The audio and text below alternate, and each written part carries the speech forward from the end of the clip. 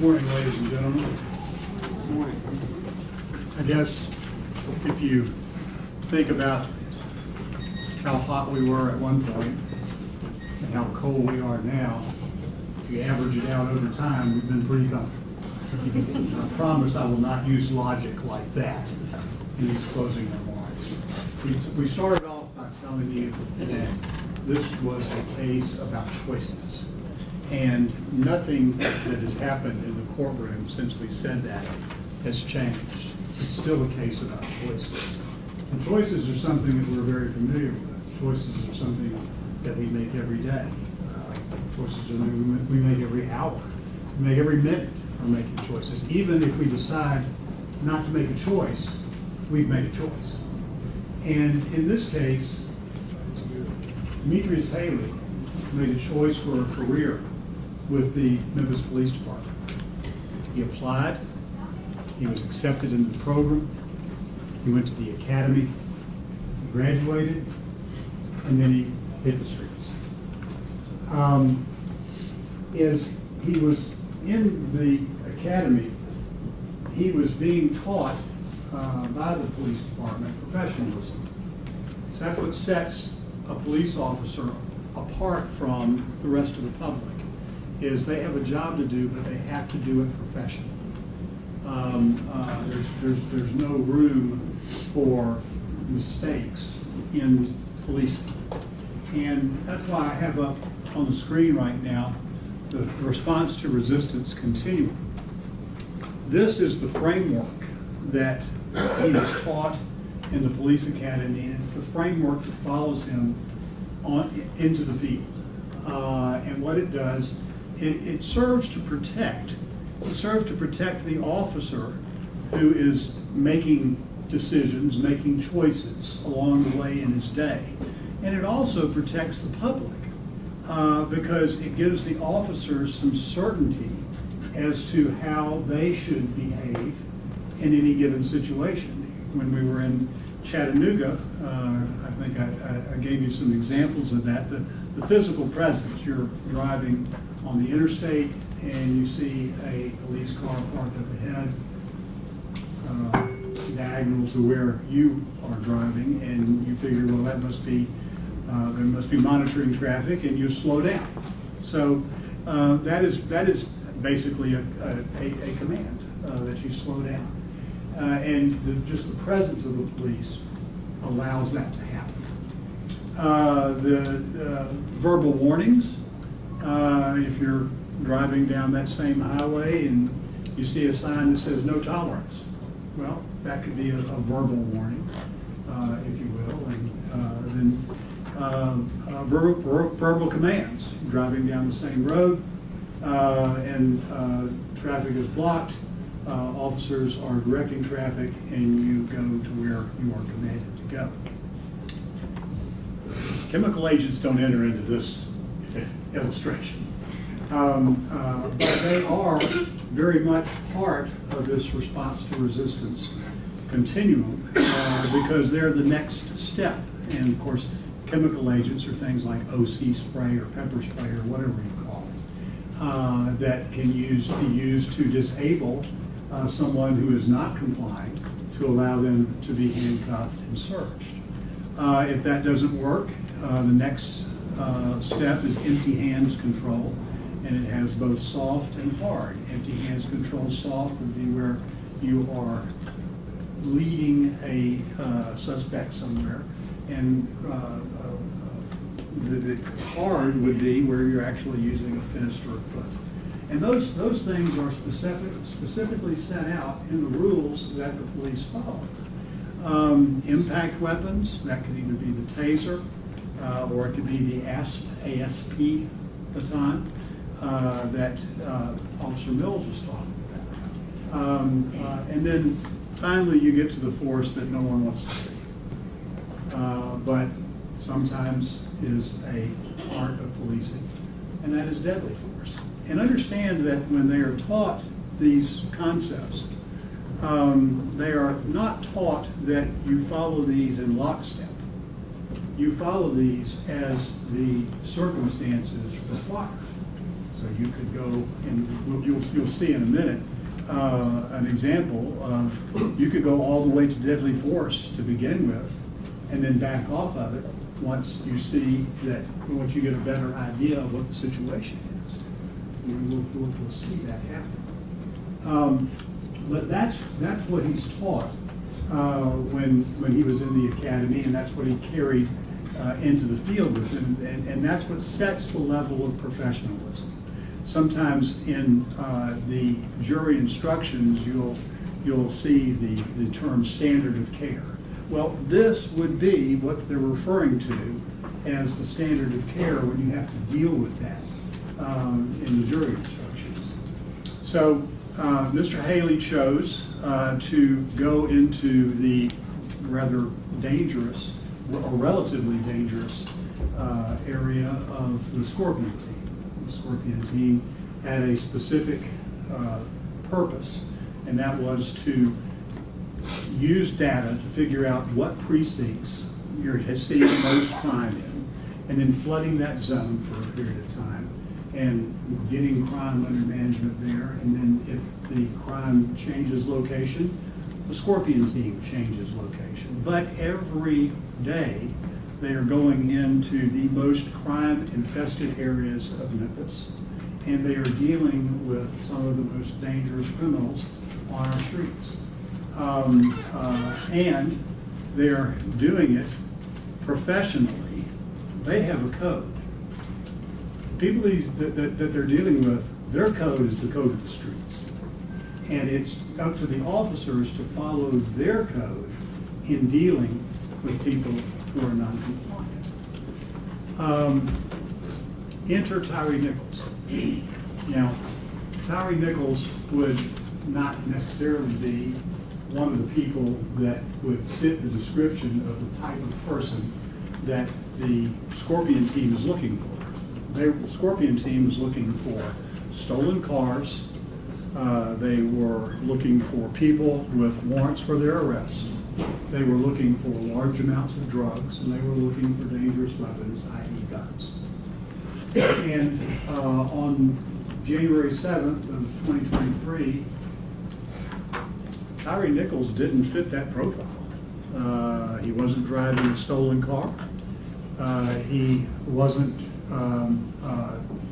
didn't have any guns in the car with him, and he had no warrants for his arrest. So he would not be somebody that the Scorpion team would be interested in.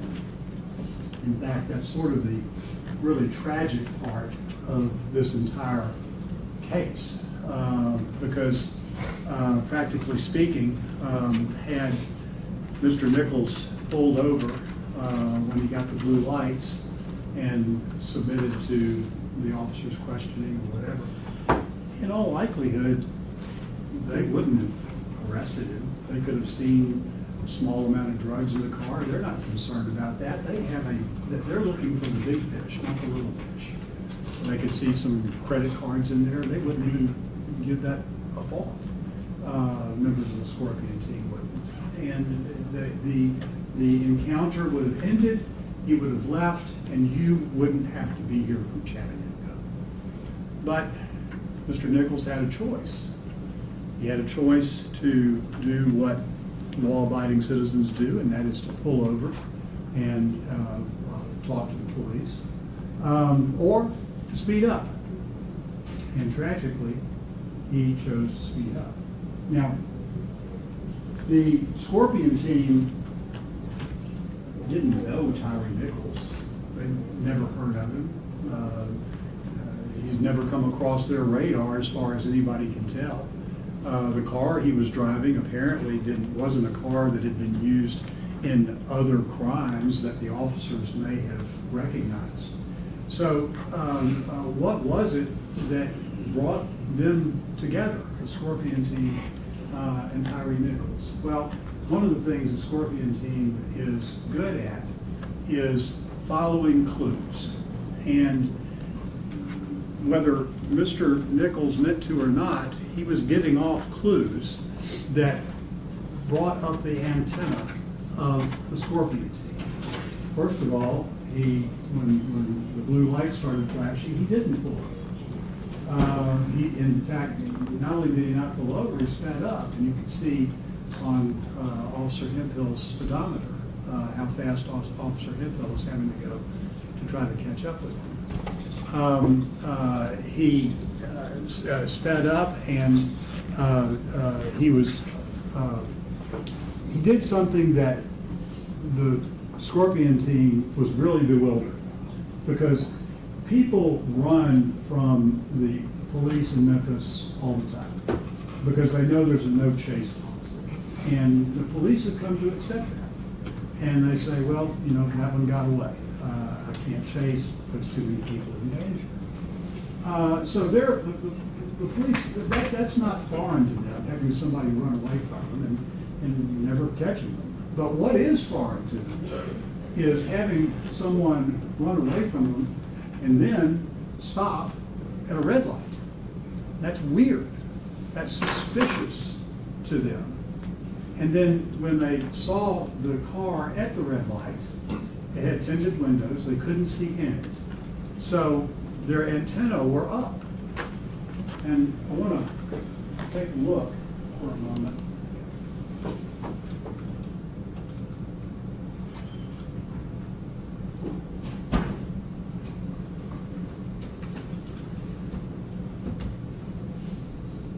To this stop.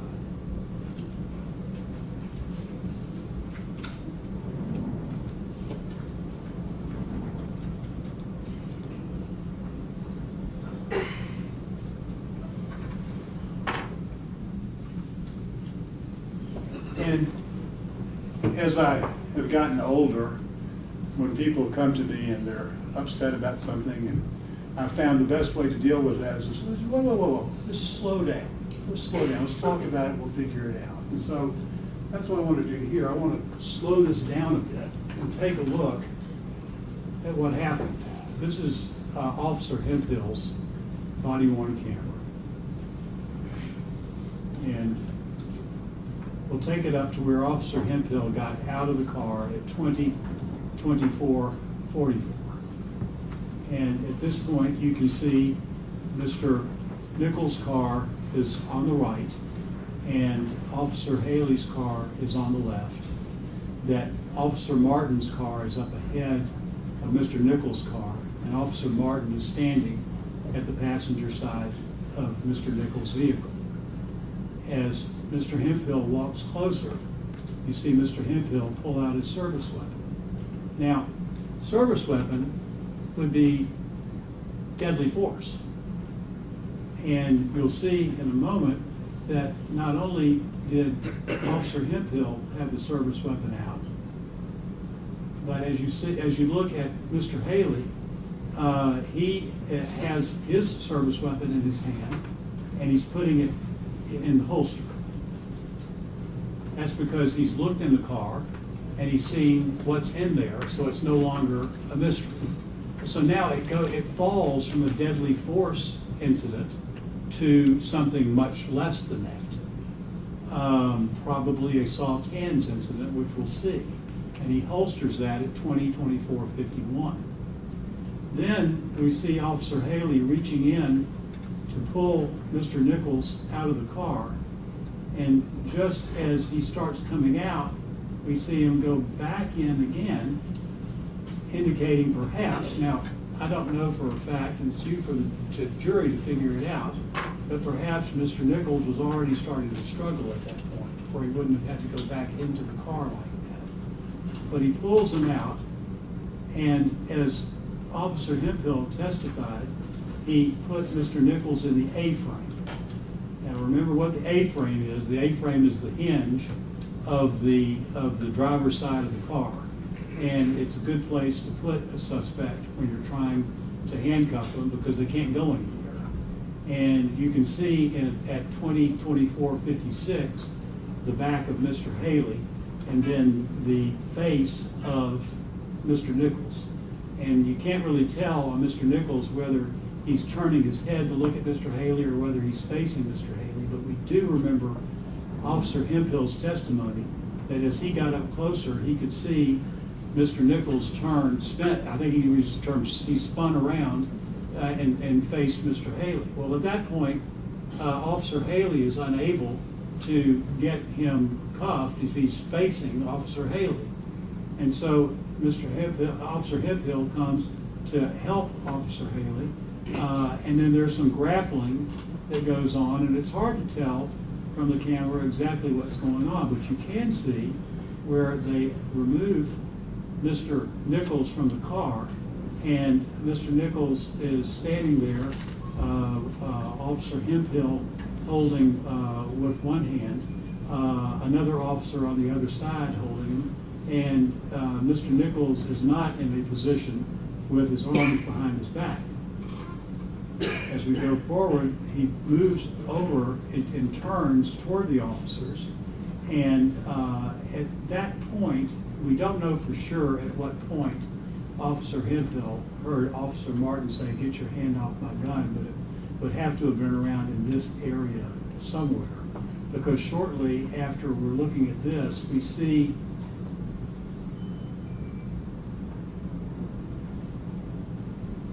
that Mr. Nichols is taken to the ground.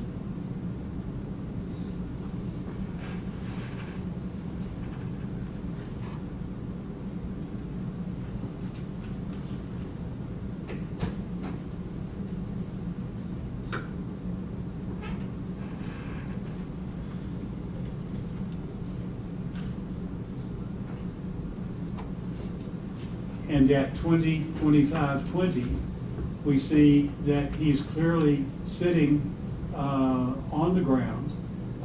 He has his left leg extended out in what we have referred to previously as the bladed position.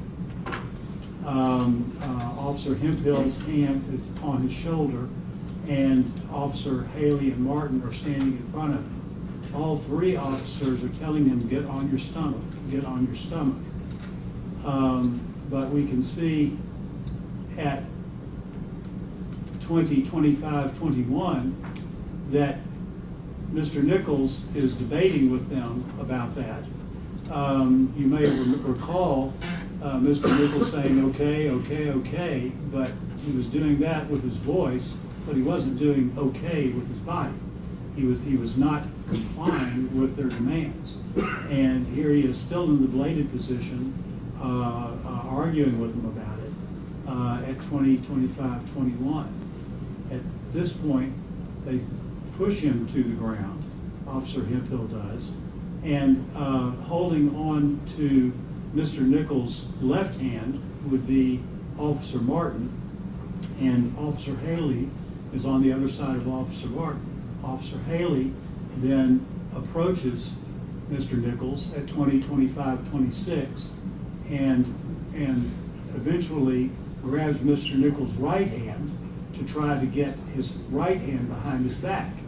However, and you can see him get the right hand at 20:25:30. However, it's impossible to get the right hand behind the back when he's leaning on the right arm. And we see Officer Martin try to force Mr. Nichols' left arm at 20:25:32 behind his back. But that does little good until Officer Haley is able to do the same thing with the right arm. And Mr. Nichols is continuing to resist that as well. At this point, 20:25:36, we see Officer Haley goes to his knees.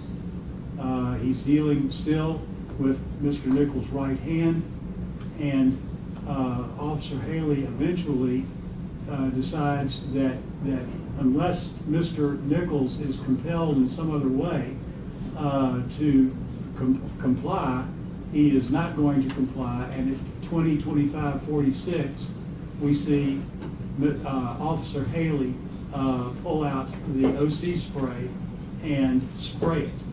Now, what we know now is that when that happened, the spray hit Officer Haley, and apparently it hit him directly because of the level of disabling it did to him. And we see at 20:25:47 that Officer Hemphill now has the taser out, and he's threatening to taser Mr. Nichols. And so we know at this point in the video, Officer Haley can't see anything because he just got it in the eye with his OC spray at 20, 25, 48. And then there is a scuffle where Officer Hemphill's camera is obscured from seeing exactly what's going on. But you remember Officer Hemphill testifying that when Mr. Nichols got up, that he ran toward the police car, which was open. That was the police car he was running toward was Mr. Haley's car, and the door was open. However, Mr. Nichols did not get into that car, and at 20, 25, 57, Mr. Nichols is running on his way to Ross Road, evading the officers. At this point, ladies and gentlemen, I'm going to ask Mr. Stengel to take over the controls, and through the magic of technology, we are going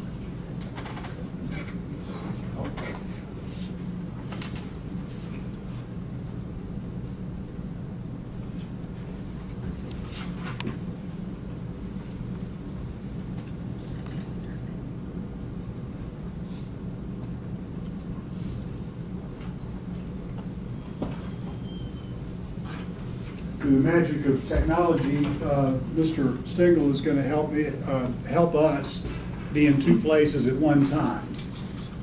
So go ahead and start playing that at 20, 25, 57.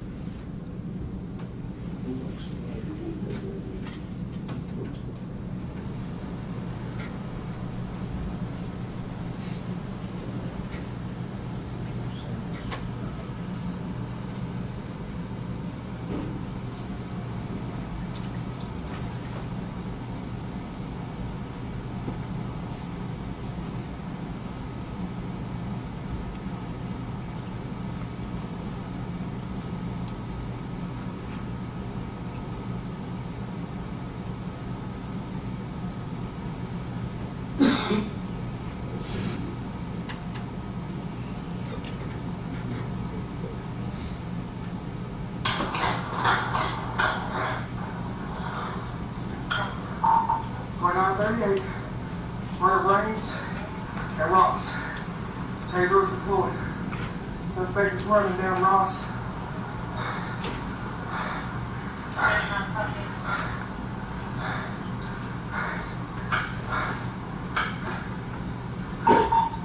Young male, black, slim build, blue jeans, and a hoodie.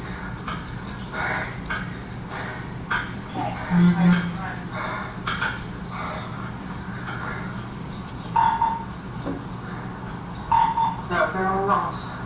So we last saw him.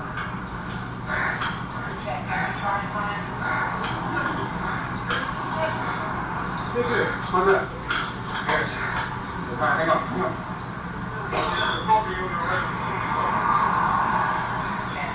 Ready? Alright, just straight. One of the problems with the bastard.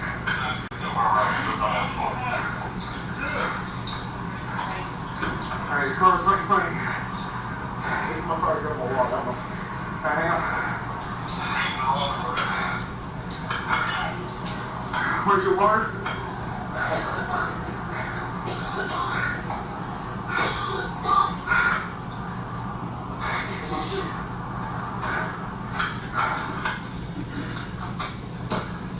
Okay, I got you. Good one. Good. Ready. Negative 2938. Where are my damn glasses at?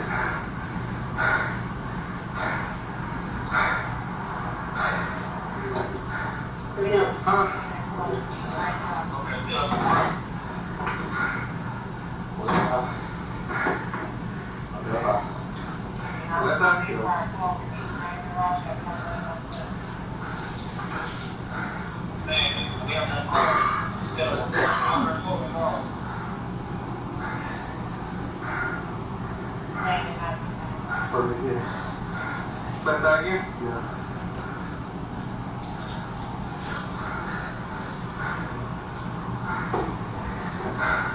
I can't see jack shit. My glasses when he fighting me.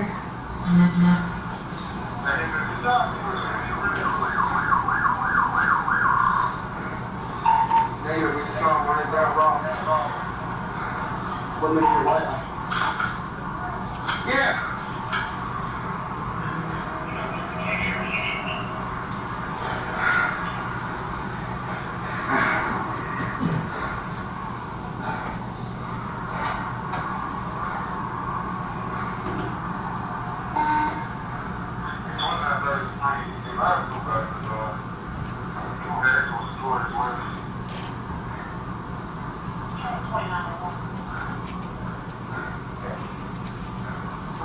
What's up? Right eye. Alright, ready? Yeah.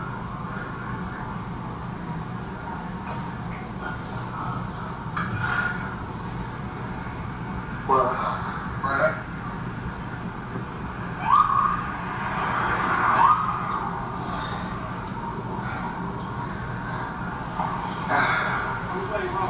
That way. Ladies and gentlemen, at 20:29:54, Tyre Nichols was caught on video on Ross Ridge hiding from the police.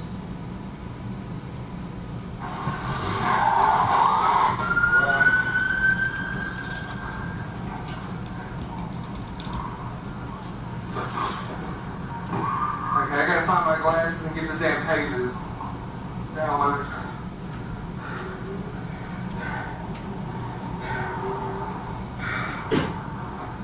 right eye.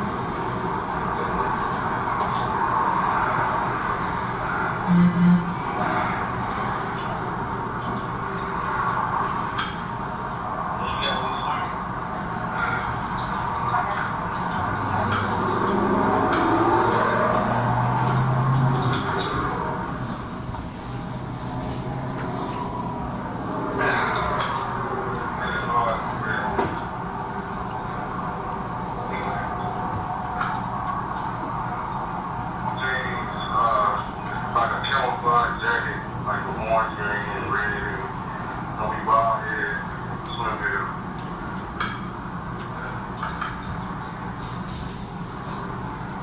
He's feeling that far. 29:38, did you also read that I pulled my taser?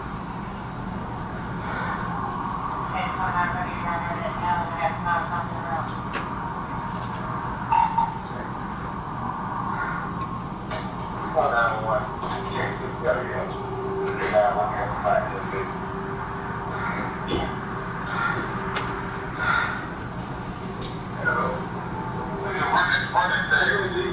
That way. Thin male black, blue jeans, and a plaid jacket.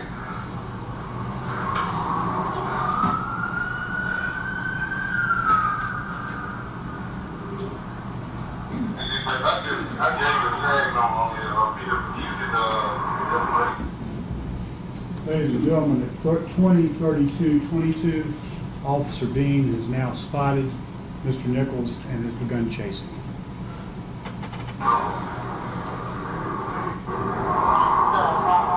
You good right now? Can you at least open your eyes?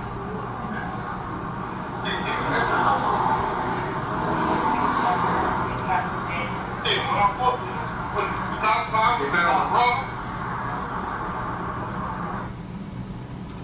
At 20:32:41, Officer Bean is able to catch Mr. Nichols and tackle him.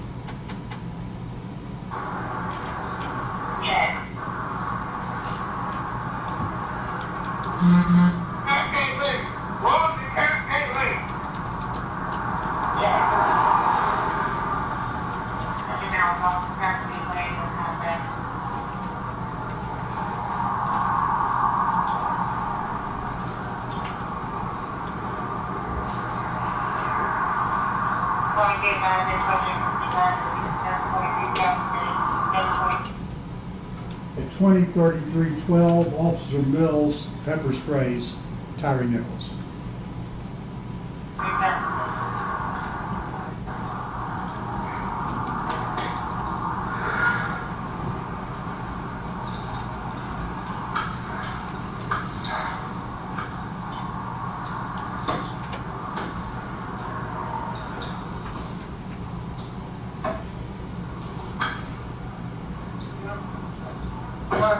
Martin and all them are over there chasing him.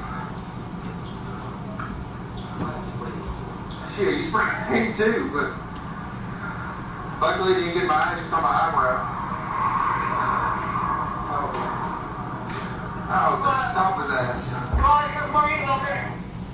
At 20:33:53, Officer Smith radios for more cars and more officers at Castlegate. Officer 20:33:55, Officer Martin removes his body-worn camera. I hope they stopped his ass. Smith was calling for other cars because him and Martin chasing him.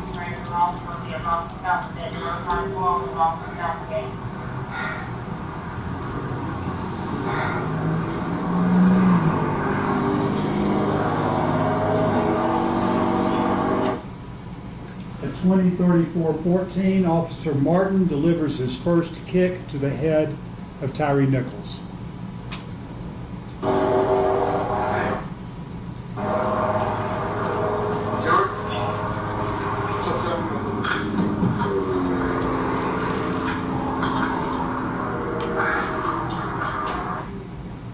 At 20:34:27, Officer Martin delivers his second kick to the head of Tyre Nichols.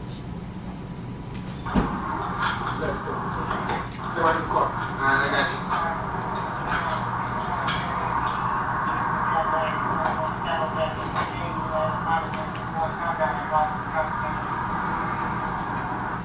you. As you can see, at 20:34:41, Officer Haley leaves Ross and Raines and is on his way to Castlegate.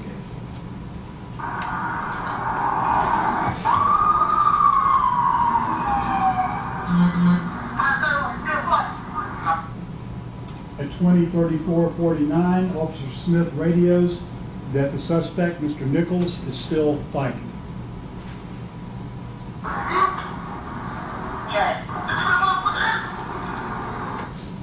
At 20:34:54 at Castlegate, Officer Mills opens his ASP baton.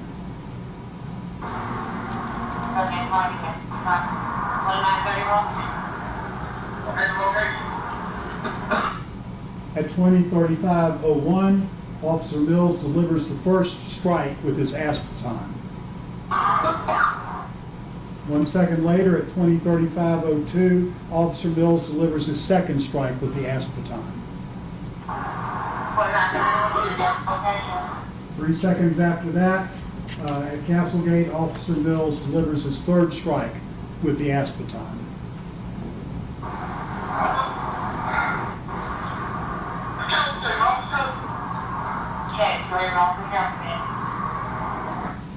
At 20:35:14, Officer Martin delivers his first strike with his fist to the head of Tyre Nichols.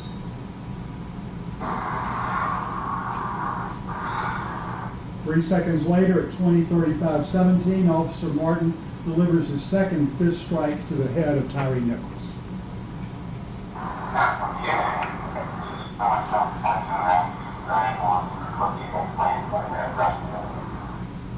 At 20:35:24, Officer Martin delivers his third strike to the head of Tyre Nichols. 3 seconds later, at 20:35:27, Officer Martin delivers his fourth strike to the head of Tyre Nichols. And 2 seconds after that, Officer Martin delivers his fifth strike to the head of Tyre Nichols.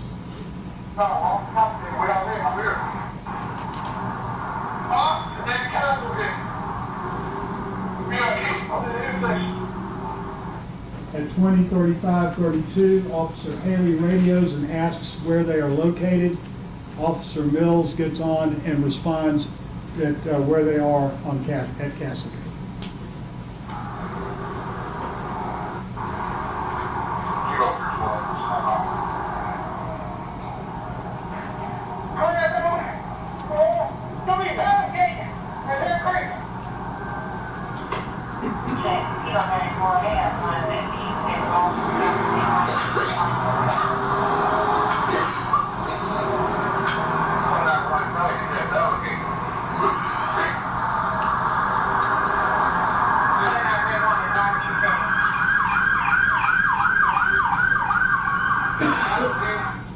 At 20:36:15, Officer Haley arrives at Castlegate.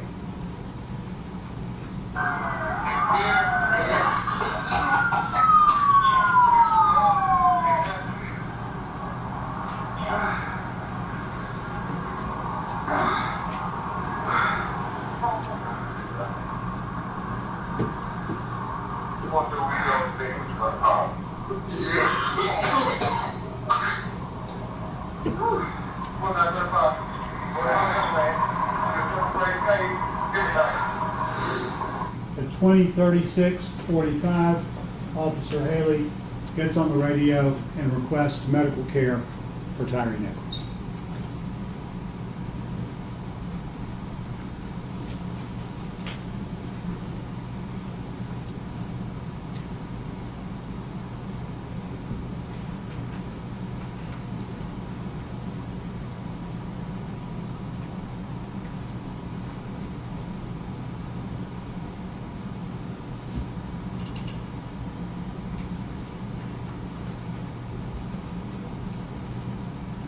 Ladies and gentlemen, I want to talk for a little bit about what happened once Officer Haley gets on the scene at Castlegate.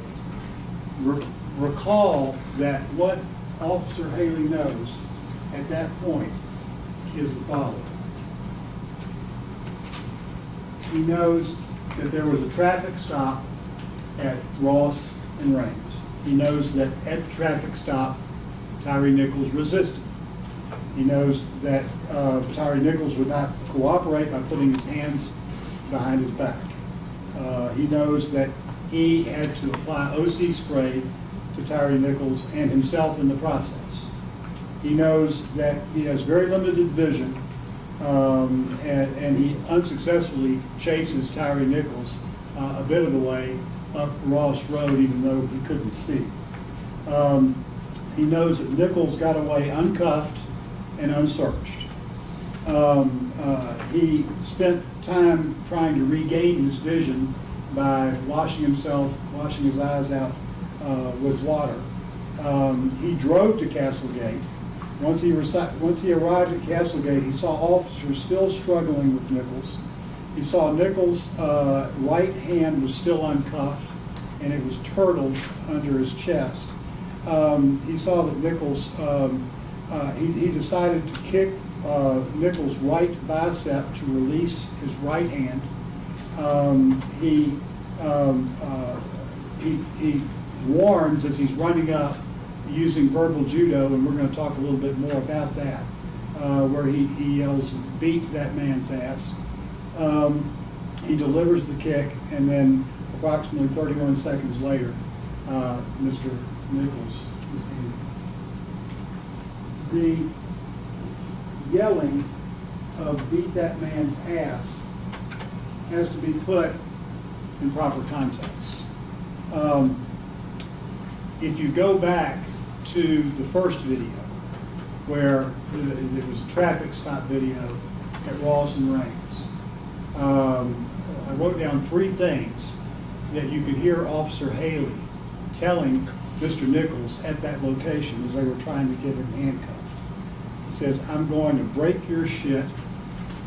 He says, "Get your ass blowed off." And he says, "About to knock your ass out." He says all those things on the scene at Ross and Raines as they were struggling to get Mr. Haley handcuffed. When he gets to Castlegate, he picks up that same motif with "beat that man's ass." Now, what the state would have you believe is that, or want you to believe, is that none of those first three things were said.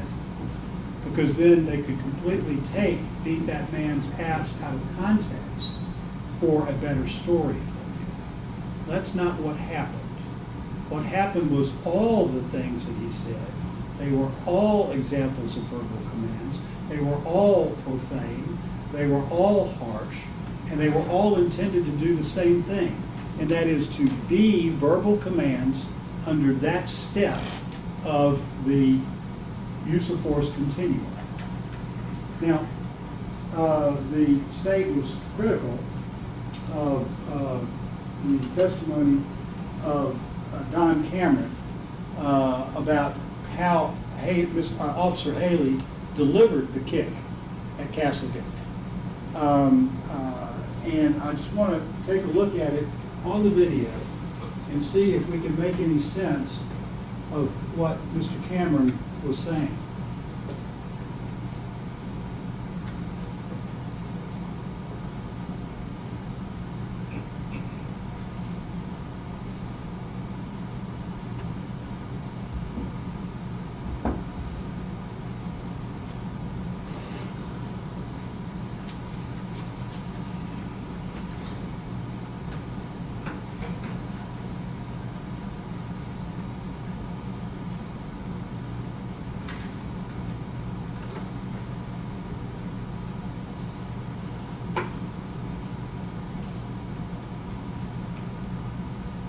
So at 20:36:15, we can see from the right hand of the screen, Officer Haley coming onto the scene.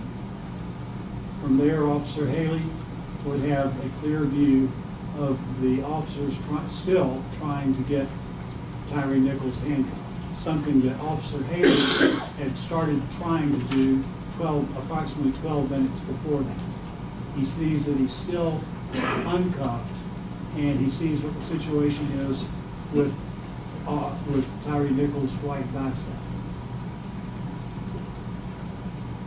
He continues to the body. He stops, he looks, and then he kicks. I'll back that up and show that again.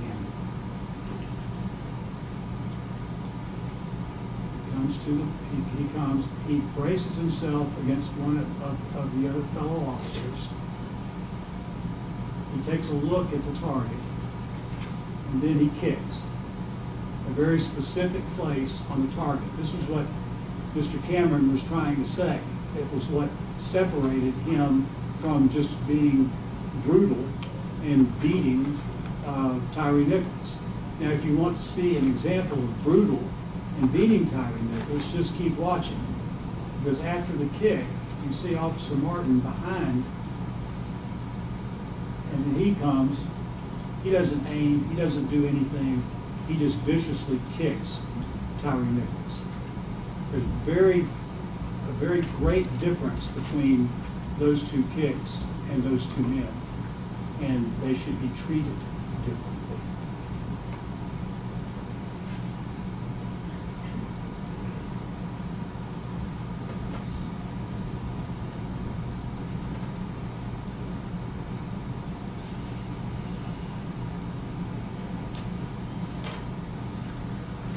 In a bit, you're going to be going back to the jury deliberation room, and you're going to have the judge's instructions on each of these offenses that Officer Haley is charged with.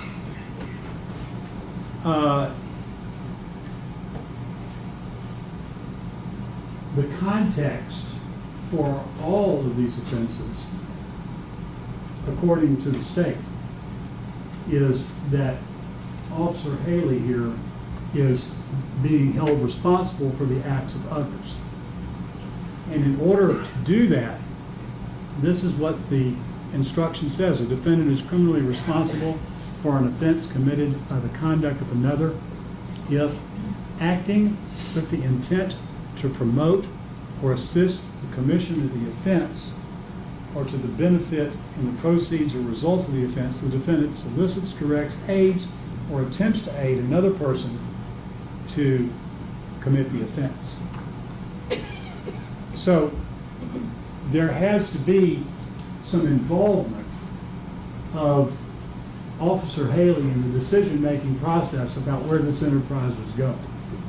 Now, you recall when we were in Chattanooga, you heard a illustration of this having to do with throwing rocks.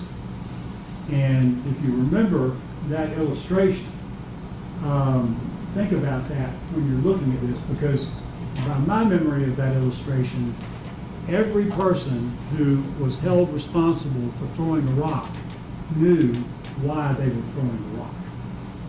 And I believe this case is very different than that, because this case is messy. This case is real life. This case is a case that started with officers doing a legal investigation, having probable cause to stop a motorist, having probable cause to put him in handcuffs and search him, and then everything falling apart from there when Mr. Nichols would not cooperate. None of these people had any conversations about killing Mr. Nichols. Now, that's not necessary, and the state will be sure and remind you of that, because understandings can be conveyed in different ways. But there is no indication that Officer Haley was out there at that time doing anything more than police work. Police work being trying to get a suspect handcuffed and searched.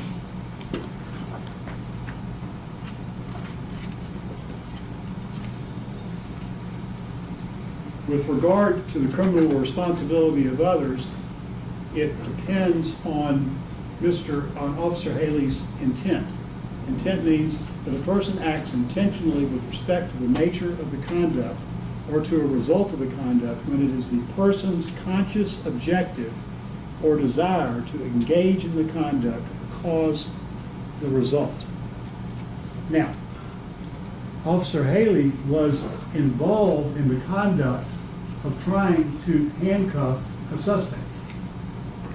There is no evidence that Officer Haley was involved in the conduct that would ultimately, through criminal intent, lead to the death of Tyre Nichols. Another thing that you're going to see in the instructions is that you should give separate consideration to each defendant. You're going to have 3 separate jury verdict forms, one for each of the officers. And these officers are all judged separately. They were all doing different things out there at that time. Some things may apply to one that doesn't apply to the other. You're not to group them all together. You are to, as you're discussing the case, look at each officer separately. Second-degree murder. The defendant unlawfully killed the alleged victim. They're saying that Officer Haley unlawfully killed Tyre Nichols and acted knowingly. Let's take a look at knowingly. Knowingly means that a person acts with an awareness of that his conduct is reasonably certain to cause the death of the alleged victim. Reasonably certain. The only thing Officer Haley was reasonably certain about was, at one way or another, he was going to get Mr. Nichols handcuffed within the bounds of the response to resistance continuum. That was his safety. That was his safe umbrella. As long as he remained in those bounds, he was safe. The requirement of knowingly is also established. It's shown that Officer Haley acted intentionally. Intentionally means the person acts intentionally when it's the person's conscious objective or desire to cause the death of the alleged victim.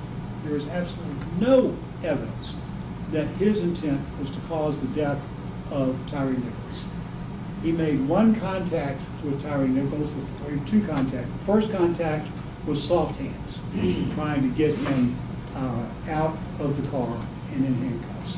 Second contact, 3 contacts. Actually, second contact was chemical agent, because Tyre Nichols was not cooperating and he needed to disable him so that he could get him handcuffed and then start pouring water on his face.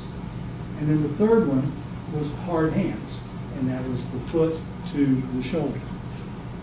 That was the only thing that you could conclude that was the intent of Officer Haley.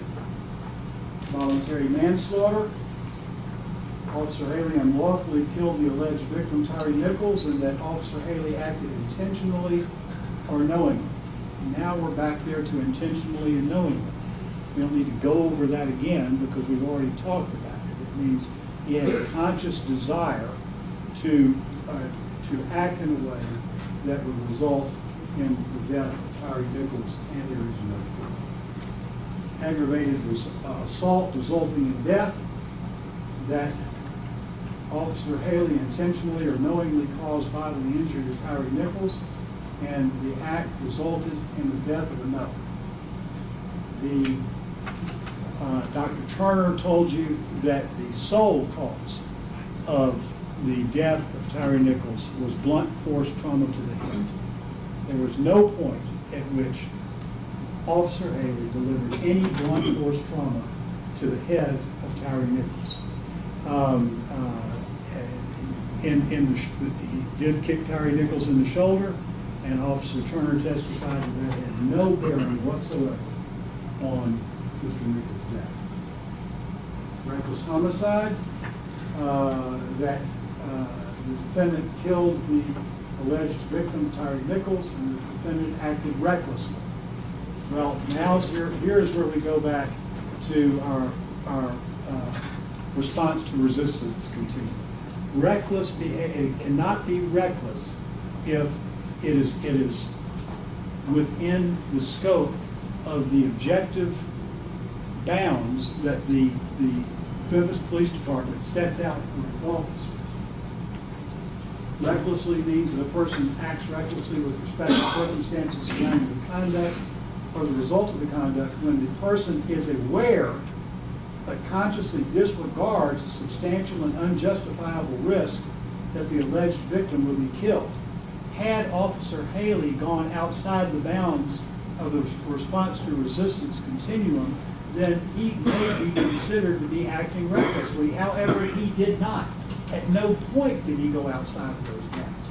He stayed safely in them. It says the risk must be of such a nature and degree that its disregard constitutes a gross deviation from the standard of care that an ordinary person would exercise under all the circumstances viewed from the accused person. That's Officer Haley's standard. There's the standard of care. That's your response to resistance continuum. If you can find some way that he escaped from that, and he went beyond policing, but you're not going to find it. Criminally negligent homicide. That is the defendant's conduct resulting in the death of the alleged victim, Tyre Nichols. The defendant acted with criminal negligence. Sorry, I messed up.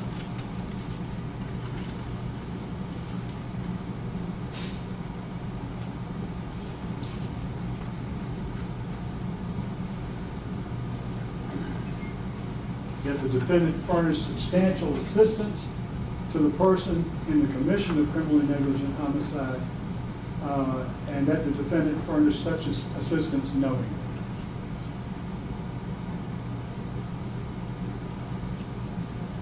Officer Haley was not there when the blows were thrown. There was no way that he could provide any substantial assistance. When he came on the scene, he did not know about those blows. He didn't know about Martin's kicks to the head. He didn't know about Martin's strikes, kicks to the, or strikes to the head, or kicks to the head, strikes, kicks to the head, or strikes to the head by Officer Martin. So you cannot find him guilty of criminally negligent homicide. He was not there. Facilitation of criminally negligent homicide. And this is the only time I'm going to talk about facilitation, because you're going to find facilitation on everything. So I don't need to repeat myself by going through each one. But the defendant furnished substantial assistance to that person in the commission of criminally negligent homicide. And he must be providing substantial assistance to be responsible for that act by somebody else. There was no substantial assistance. He wasn't there.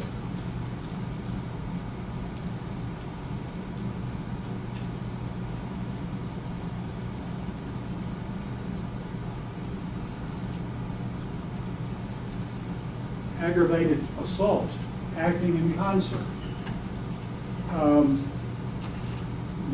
In order to convict on that, you're going to have to find as an element of the offense that it resulted, what Officer Haley did resulted in serious bodily injury to Tyre Nichols. The serious bodily injury in those is described for you. Involves a substantial risk of death, kicking in the shoulder, no. Protracted unconsciousness, kicking in the shoulder, no. Extreme visible pain, kicking in the shoulder, no. Protracted or obvious disfigurement, kicking in the shoulder, no. Or protracted loss or substantial impairment of a function of a bodily member, organ, or mental faculty, kicking in the shoulder, no. Aggravated assault, acting in concert, you should reject. Reckless endangerment. Officer Haley engaged in conduct which placed or might have placed another person in imminent danger of serious bodily injury, and that he acted recklessly. Here we are back to the response to resistance continuum.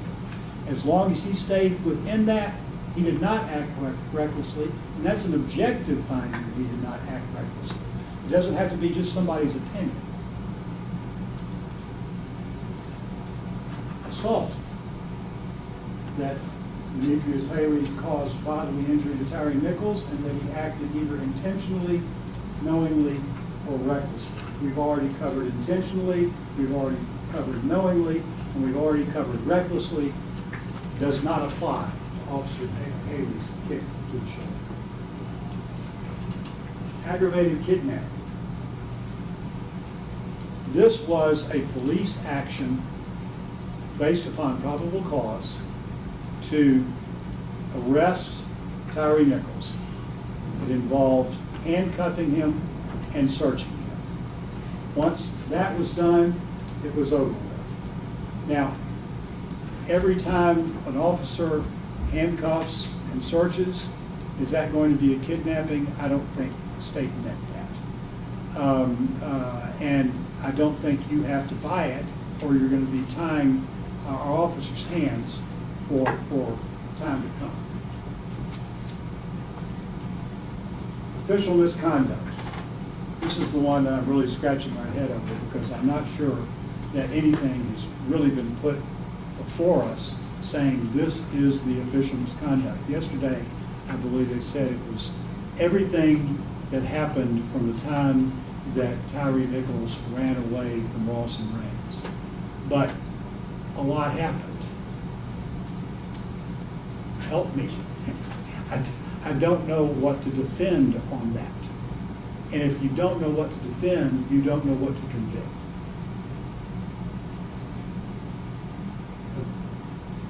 Reject that. Official misconduct, unauthorized exercise of official power. It's not unauthorized if it's set out in the response to resistance continuum and he stays within that framework. Reject that. Official misconduct, refraining from performing a duty. I think what they're talking about there is telling the medical providers exactly what happened to Tyre Nichols, and at that time, Mr. Officer Haley did not know what had happened because he wasn't there. He didn't see Martin deliver those strikes. He didn't see Mills deliver those strikes. So he would have no way of being able to be accused of not performing something that he was physically impossible for him to perform. Refraining from performing a duty, it sounds like the same thing to me. And finally, official oppression. The defendant was a public servant acting under color or office or employment, course, and that the defendant intentionally subjected another to mistreatment or to arrest, detention, stop, frisk, halt, search, seizure, or disposition that the defendant knew was unlawful. He's acting within his parameters. He can't know it was unlawful. And it wasn't unlawful. And he shouldn't be convicted of it.